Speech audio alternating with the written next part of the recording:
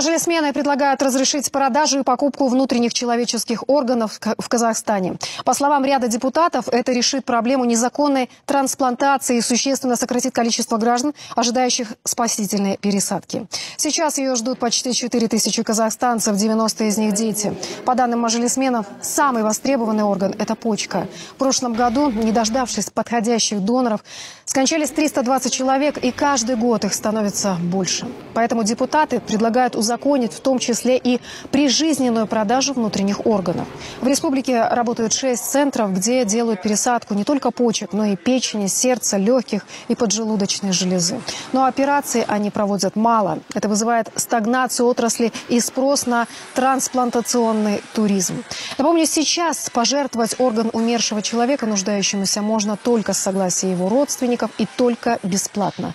Что же касается прижизненного донорства, то оно тоже проводится исключительно на безвозмездной основе и только близкими родственниками.